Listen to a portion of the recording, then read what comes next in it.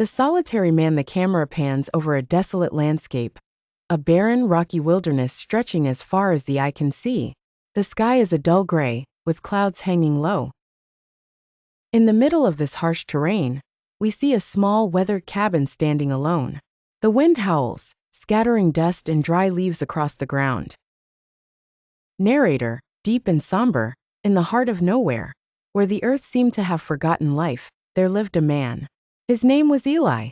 For years, he had called this isolated place home, with only the wind and the distant sound of crows to keep him company. Scene 1. Life in isolation. Eli, a man in his 50s with a rugged face and worn clothes, steps outside his cabin. His movements are slow, deliberate, showing the toll of years of solitude.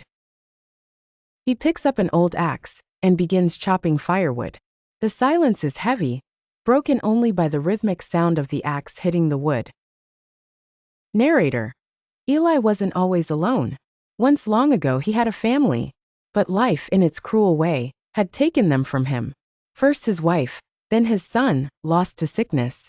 Now he remained, a shadow of the man he used to be. Eli stops, wipes sweat from his brow, and gazes at the horizon. Scene 2. The harsh reality inside the cabin. The camera reveals a sparse interior.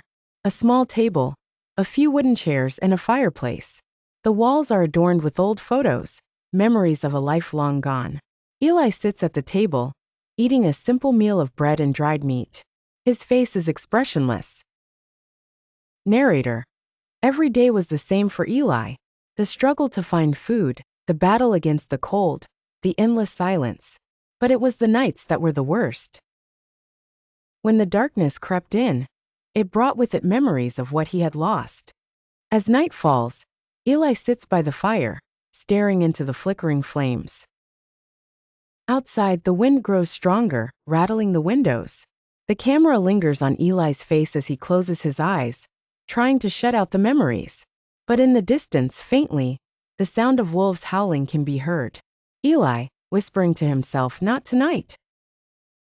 Scene 3. A terrible storm. The following morning, the weather has taken a turn for the worse. Dark clouds loom overhead, and the wind howls fiercely. Eli steps outside, looking up at the sky with concern.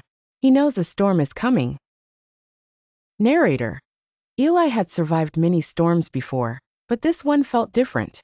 There was an intensity in the air, a heaviness that warned him of the danger to come.